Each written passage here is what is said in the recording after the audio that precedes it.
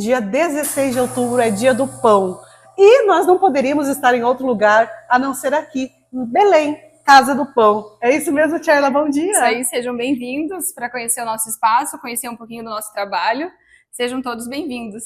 O canal 88 de hoje sobre o Dia do Pão, oferecimento Vitalar Móveis. Vamos lá?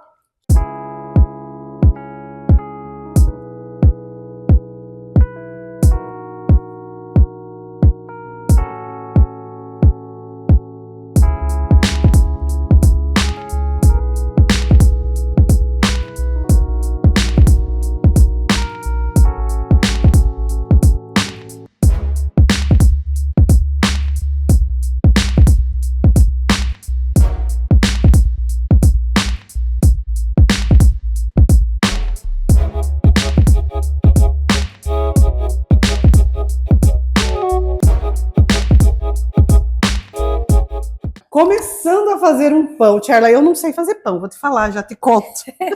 Para quem não sabe, a Tcherla, inclusive, é nutricionista, né, Tcherla? O que é isso aqui? Como é que começa o pão? A Tcherla abriu aqui, eu quero saber, entender o que é. Tá, primeiramente, esse daqui é o levain, né, que é um tipo de fermento natural. Ele é alimentado diariamente com farinha. Ele está se movimentando, ó. Ele está ativo já para a produção de pão, então ele é alimentado com farinha e água. Isso daqui, ele começou já há mais ou menos 5.000 anos, através de pessoal que trabalhava com escavações, que faziam pães para eles se alimentarem no local onde eles trabalhavam. E eles fizeram um pão lá e deixaram uma massa fora da geladeira. E ela começou a fermentar, não apodreceu, tinha um aroma agradável. E eles viram que poderiam produzir mais pães através daquela massa que ficou ali. Foi onde começou o levain, massa madre, tem outros nomes, que daí depende da hidratação, mas é o mesmo fermento. Deixa eu te falar uma coisa, tem muda desse fermento, que eu já ouvi as mulheres falando, tem que pegar uma mudinha. Tem muda. Essa muda que eu digo, eu ganhei de uma amiga minha, bem muito especial, então ela me deu um pouquinho desse fermento, quando eu comecei a produção dos pães, e ele tá comigo até hoje. Né? Quanto tempo faz isso pro pessoal saber? Já vai fazer mais de 2 anos. E aí você vai alimentando trocando, ele, ela vai crescendo. E ele vai crescendo, conforme a produção e a quantidade da alimentação dele. Então tá aqui o fermento do pão. Exatamente. É um ser vivo, né? Ele se alimenta do açúcar da farinha. Pode ver que ele tá cheio de bolhas, porque ele tá bem ativo para a produção.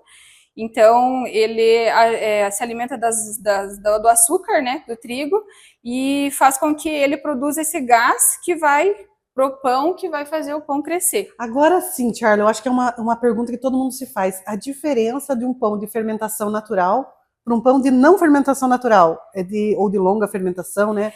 Qual que é a diferença? Aqui nós fazemos os pães de longa fermentação, fazemos os pães de fermentação mista, que é o fermento natural e o fermento químico, em pequena proporção, né? Mas o meu objetivo maior aqui é a produção dos pães de longa fermentação. Qual que é o benefício? Redução do índice glicêmico, né? Pelo processo da degradação do glúten, que ocorre pelo processo da fermentação de 24 a 48 horas, diminuindo assim o processo inflamatório, né, devido à quebra da molécula do glúten, e também por ter bactérias, né, e leveduras já num alimento que você está ingerindo. Então isso quer dizer que daí já vai fazer bem também no intestino.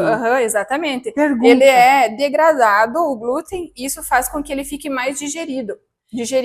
Então, para as pessoas que têm problema gastroesofágico, tem um problema de síndrome do intestino irritável, que foi o motivo que eu comecei com a produção dos pães para mim, né? Estufamento é o melhor pão. Por quê? Porque ele já está digerido. Então, quando você ingerir, você levar para o teu organismo, já não vai ter aquele processo de digestão. E o pessoal que tem diabetes também faz diferença? Também faz muita diferença por conta do índice glicêmico do pão, que já está baixo. Indiferente de ser de farinha branca ou farinha integral, porque o que vai mudar é só a quantidade de fibra, né? No integral vai ter mais quantidade de fibra e, inclusive, por causa dos grãos também que a gente coloca na massa. Muita informação aqui no nosso canal 88 de hoje. E aí, o que vai mais no pão, Tcherla, além do fermento? Esse daqui é um pão de fermentação mista, né? Então, ele tá indo a gordura, sal, um pouquinho de açúcar, o fermento químico e o fermento natural. Mas nos pães, nos meus pães são basicamente isso. Sal, o fermento, um pouquinho de gordura e só. Não vai nenhum tipo de conservante, nenhum tipo de aditivo químico. Bora bater. E o fermento natural, ele ajuda também na conservação do pão. Charla, o pessoal observou aqui que você colocou banha no pão. Então, qual que é a diferença? Por que utilizar a banha como gordura? Então, a banha, ele é uma gordura que não é processada como o óleo de soja, né? Então, entre o óleo de soja e a banha, eu prefiro usar a banha, né? Por ser mais natural. Nesse daqui, exclusivo, que é o pão da nona, que a gente fala, é para relembrar a nossa infância, que traz aquele gostinho de infância, quando a avó fazia o pão de fermentação natural em casa, de batatinha, ela colocava o quê? Banha. Né? E eu digo mais, e ele fica tão fofinho que às vezes dá até dó de você cortar e segurar para não amassar. Exatamente. Então, perfeito, né, Charla? Exatamente. Então, é o que ajuda também a dar essa textura no pão. Aí, nos pães de fermentação longa, eu uso exclusivamente o azeite extra virgem, de oliva. Daí eu não uso banho. Né? Só nesse sovado da nona. Isso é legal a gente falar, Charla, inclusive porque tem uma diferenciação, inclusive de preço, né? De um pão, vamos dizer assim aí, de um pão, como a gente fala, um pão francês da padaria. Tem diferença, mas as pessoas têm que entender o conteúdo e todos os ingredientes de qualidade que vão dentro dessas receitas. Exatamente, né? O processo em si, né? Um pão de fermentação natural e longa, eu levo em média de 24 a 36 horas para entregar para o cliente. Desde o início da alimentação do fermento, a produção, até chegar para o cliente. Então, é bem mais trabalhoso. Né? Mas o sabor é diferente, a textura é diferente, o benefício para a saúde. Então, assim, eu como nutricionista, eu sempre gostei da área de gastronomia. Né? Minha avó era merendeira, minha mãe chefe de cozinha, então eu acabei herdando isso. Então, eu sou apaixonada pelo processo, assim, de você saber o que você está fornecendo para o teu cliente, não só pelo sabor, mas pelo benefício. Entende? Para a saúde dele. Então, esse que é o meu maior objetivo. Esse é o ponto de véu que a gente fala. Isso, que é quando o pão tá pronto. Daí esse aqui não precisa nem cilindrar. Eu não uso cilindro para os pães.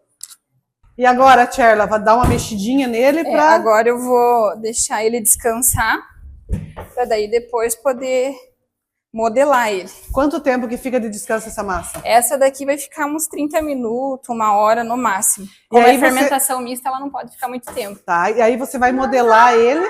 Vou modelar, vai fermentar novamente e daí vai para o forno. O que é como é que a gente fala? Não é a prática, né? Sim. A prática ali, ó, 2 palitinhos. E tem um motivo, Charla, por fazer ele redondo também? Não, é a prática. É a prática. É que, na verdade, aqui você está fazendo a tensão da massa. Eu sabia que tinha alguma coisa. E daí, então, ele vai descansar, ela vai ficar mais lisinha, né? Para daí depois poder modelar. E também sem cilindro. Esse eu não uso cilindro. Charla, então, assim, esse de fermentação mista, ele demora 40 minutos crescendo, você vai informar eles, mais 40 minutos para ir para o forno. Quanto tempo de forno? De forno, uns 25 minutos a 160 graus. Forno normal, tranquilo. Forno normal, tradicional, sem segredo. O de longa fermentação? O de longa fermentação, ele faz uma pré-fermentação fora. Ele já está fermentando aqui? Não, aqui é autólise, que é outra coisa. Depois a gente vai bater com o fermento, aí ele vai para o descanso de pré-fermentação, que eu falo, de mais ou menos 3 a 4 horas. Daí vai por isso que é longa fermentação. Por isso que é longa fermentação. Ele faz uma pré-fermentação fora, aí eu modelo ele e ele vai para a geladeira, daí para terminar a última fermentação. Na geladeira, porque normalmente o pessoal coloca no sol os pães para fermentar em casa, né? E a temperatura da geladeira tem que ser a temperatura correta. Não pode ser muito acima, porque ele vai fermentar, vai acidificar e você vai perder o pão. E também não pode ser muito abaixo, temperatura muito baixa, porque daí vai matar as bactérias, as leveduras, e você vai perder o pão e vai perder o benefício. Então, mais uma vez, é o de longa fermentação, por isso de todo esse cuidado, né, Charla? E aí, quanto tempo de geladeira ainda fica? De geladeira, daí você pode deixar de 12 a 36 horas, depende do teu tempo. Normalmente o meu é de 24 horas. E aí, 24 horas depois, vai pro forno? Depois eu vou pro forno, daí vai pro forno. Forno em? Forno em 200 graus, 210 graus, com vapor, né? E de 25 a 30 minutos, daí vai depender do tamanho do forno.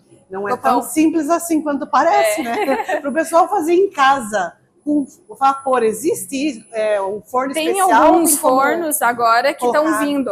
Tem alguns fornos que tá vindo. A água não pode, porque a água vai ficar o vapor Embaixo. o tempo todo. E você só precisa de um jato de vapor no início do processo para que ele cresça. Então, o que pode ser feito em casa? Quando eu comecei, eu fazia. Ou você pode fazer o vapor dentro e assar ele dentro de uma panela no forno, ou você pode pegar um borrifador de água, colocou ele, borrifa a água, fecha o forno que vai fazer o vapor necessário para ele. Ah, legal. É Boa possível dica. fazer em casa. Boa dica. Uhum.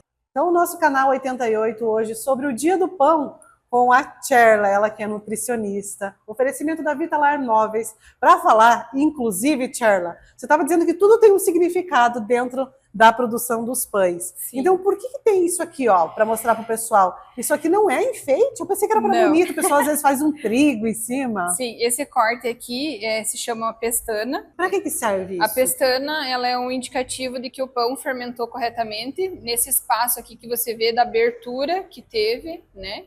E para retirar, através do processo do assamento, o excesso de acidificação do pão.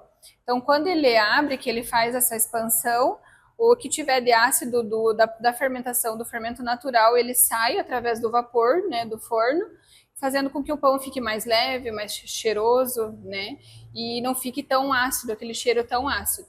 Então, isso daqui é um indicativo de que o pão está assado e fermentado corretamente. E além do mais, deixa, né, esse pão lindo. Muito lindo. E falando em significados, Cherla, antes a gente até te perguntou o significado de Belém, Casa do Pão, para o pessoal que ainda não conhece. Então, Belém significa Casa do Pão, né? E na numerologia grega, né, na parte, né, dos estudiosos, significa lugar de perdão, né? Então, porque eu creio que Deus tem um propósito para esse lugar. E quando eu resolvi abrir esse espaço, eu sempre pedi para Deus que eu queria um nome que tivesse um propósito, né? Então, por isso, Belém, Casa do Pão. E assim nasceu Belém. Isso mesmo. Aqui, para o pessoal que ainda não conhece, fica aqui em plena Avenida Generoso Marques. Que número que é aqui, Tiana? 1331. Então, o nosso canal 88 hoje sobre o Dia do Pão, oferecimento da Vitalar Móveis.